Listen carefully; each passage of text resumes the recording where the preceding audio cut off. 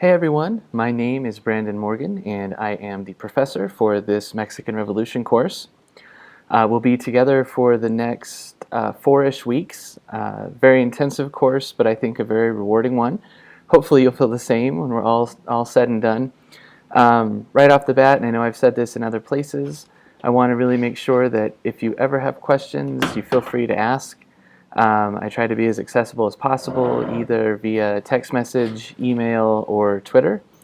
So again, please don't hesitate to ask whenever you have questions. I look forward to getting to know each of you. I live in Rio Rancho with my wife and our kids. We have 3 kids. They're 10, 8, and 6. So we're having a fun summer with them home, finding things to do, keeping busy. We've been at the swimming pool a lot. To kick off the summer, I was able to go on a study abroad trip with a group of students from CNM. We went to Antigua, Guatemala.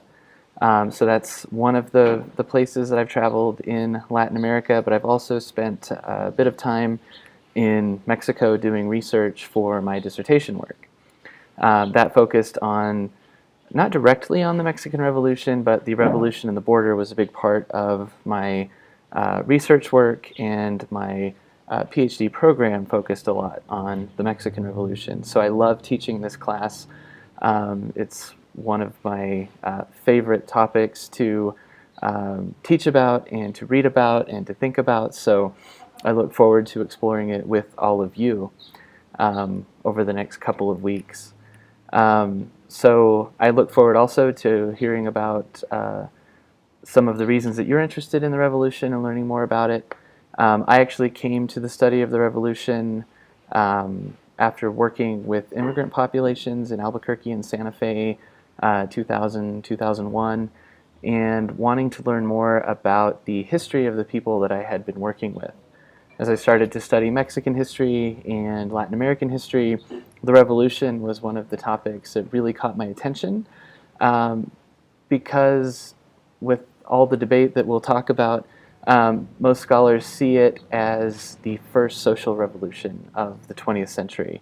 It is one of the major watershed events that influenced later revolutions across Latin America in one way or another. There, of course, are other influences as well as on things like the Cuban Revolution. But what happened in Mexico laid an important kind of blueprint for what might happen, but also the Mexican Revolution is still very relevant to Mexican social and political activities today.